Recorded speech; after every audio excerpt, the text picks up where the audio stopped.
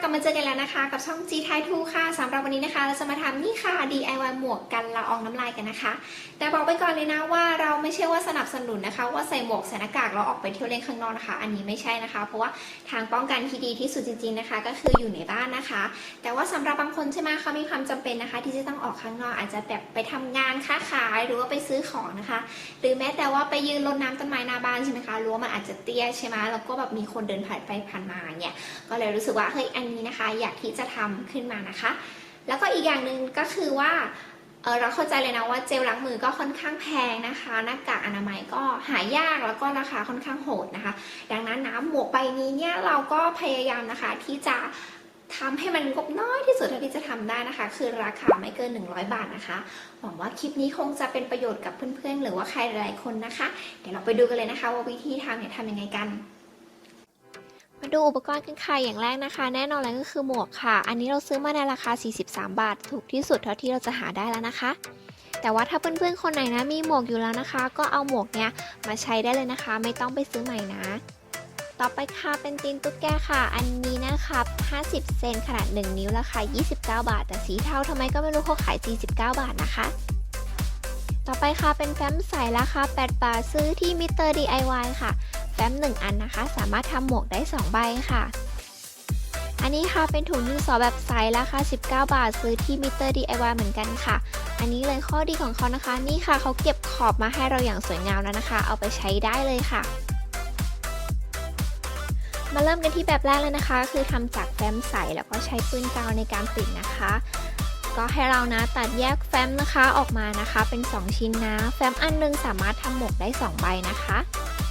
แล้วก็ต่อไปมาวัดขนาดนะคะให้ตีนตุ๊กแกเนี่ยมันยาวเท่ากับพลาสติกของเราโดยที่เราต้องใช้ด้านที่เป็นเหนียวๆแข็งๆนะมาติดกับพลาสติกนะคะแล้วก็ใช้ปืนกาวยิงเลยค่ะ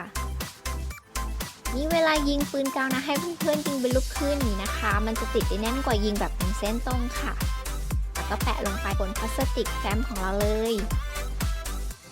นี่ค่ะแล้วก็ติดตีนตุ๊กแกที่หมวกนะคะนี่ที่ติดเป็นช่องๆเว้นนะเพราะว่าเราติดทั้งแผ่นไม่ได้มันจะไม่โค้งตามรูปหมวกนะคะก็เลยใช้วิธีนี้แก้ปัญหาเอาค่ะสำหรับหมวกเราก็ใช้ปืนกาวติดเหมือนกันนะคะ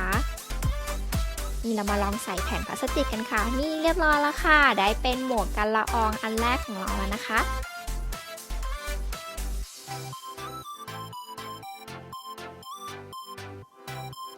แบบต่อไปนะคะเราจะทำจากกระเป๋าดินสอค่ะแล้วก็อันนี้ใช้การเย็บด้วยมือนะคะอย่างแรกเลยก็คือเราจะต้องเลาะกระเป๋านะคะออกมาให้มันเป็นแผ่นใหญ่ๆก่อนนะคะอันนี้ข้อดีก็คือเขาเย็บขอบมาอย่างสวยงามเรียบร้อยแล้วนะคะต่อไปค่ะตีนตุ๊กแกนะก็ให้ตัดเหลือสักแค่ครึ่งเดียวก็พอค่ะเพราะว่าขอบที่เขาทำมามันจะเล็กนะคะแล้วก็อีกอย่างหนึ่งถ้าเราไปเย็บกับหมวกเนี่ยถ้าแผ่นใหญ่มันจะแข็งเย็บตามมุมโค้งจะยากค่ะถ้าตัดก็จะง่ายขึ้นต่อไปก็มาเย็บตีนตุ๊กแกติดกับพลาสติกค่ะอย่างที่บอกนะตัวพลาสติกให้เอาตรงด้านเหนียวๆแข็งๆมาติดนะคะส่วนที่หมวกค่ะก็เย็บด้วยมือเหมือนกันเอาด้านนุ่มๆนะคะมาเย็บนี่ค่ะได้เรียบร้อยแล้วนะคะเสร็จแล้วนะแบบนี้นะคะก็มันจะสวยหน่อยนะคะเพราะว่าเขาเก็บขอบมาให้แล้วนี่อันนี้แบบเท่เลยนะแกะออกง่ายนะคะทำความสะอาดได้ค่ะต่อไปค่ะถึงอย่างสุดท้ายแล้วนะคะก็คือทำจากถุงใส่ผ้านวมค่ะส่วนอันนี้นะคะเป็นการใช้จักรไฟฟ้าเย็บค่ะตอนแรกก็คือตัดถุงผ้านวมนะคะตามแพทเทิร์นก่อนเลยนะคะนี่ค่ะได้ออกมาเป็นชิ้นนะคะต่อไปนะคะก็คือให้ตัดนะคะให้มันโค้งนะคะทั้งขอบด้านบนแล้วก็ขอบด้านล่างนะคะให้ไปเป็นตามรูปของหมวกนะคะที่มันจะโค้งๆหน่อยนะอันนี้ขอโทษนะคะที่แสงจ้าเป็นนิดนึงนะคะอันนี้ก็มาตัดตีนตุ๊กแกค่ะแล้วก็เย็บติดกับหมวกกันนะคะนี่นะคะเราก็มาร์กจุดตรงกลางเอาไว้นะคะและทีเนี้ยเราก็ดูว่าเราจะติดตุ๊กแกอีกฝั่งหนึ่งไว้ทางไหนนะคะเราก็เนี่ยแล้วเราก็จะมาร์กจุดเอาไว้ว่าเราจะเอาตรงนี้นะแล้วก็อีกจุดหนึ่งเนี่ยเราก็แบบเนื่องจากมันโค้งนะคะเราก็ต้องแบบโค้งไปตามตัวชิ้นงานเรานิดนึงนะคะเราก็จะติดตรงนี้ค่ะแล้วก็มาร์กจุดไว้เวลาที่งานมันโค้งเนี่ยค่ะพื้นที่ตรงเนี้ยมันจะเหลือนะคะเดี๋ยวเราจะติดตีนตุ๊กแกก่อนแล้วทีเนี้ยเราจะจับจีบมันอย่างนี้ค่ะ ปึ๊บประมาณนี้นะคะ แล้วเดี๋ยวเราจะเย็บให้มันแบบเข้ากับงานเราอีกทีหนึ่งแล้วทีเนี้ยเราค่อยใช้ตัว bias tape เหมือนเดิมอะมาเก็บริมที่อยู่ด้านบนนะคะ เดี๋ยวเรามาลองดูกันนะคะนี่ตอนนี้ก็คือเราจะมาเก็บงานด้วยการเอา bias tape นะคะปิดตรงนี้เองนะคะเท่านี้ค่ะก็จะเสร็จแล้วนะคะ เดี๋ยวเราเย็บกันเลยนะคะ แต่ว่าก่อนที่จะติด bias เนี่ยเราแนะนำว่าให้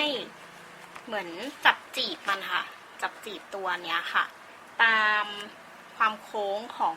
หมวกของเรานะคะ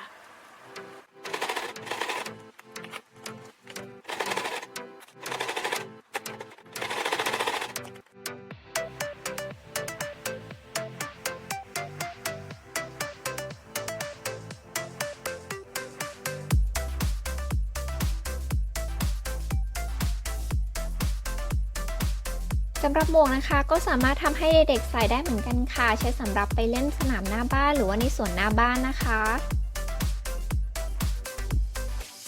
ถ้าหมวกเป็นทรงแบบหมวกแก๊ปนะคะแนะนำให้เพื่อนๆใช้การติดแบบกระดุมแป๊กค่ะเป็นยังไงกันบ้างคะกับหมวกกันละอองน้ำของเรานะคะหวังว่าเพื่อนๆคงจะชอบกันเนาะยังไงก็เป็นกำลังใจให้นะคะสู้ๆไปด้วยกันนะคะสำหรับวันนี้ขอบคุณมากค่ะเราพบกันใหม่ในวิดีโอนะสวัสดีค่ะ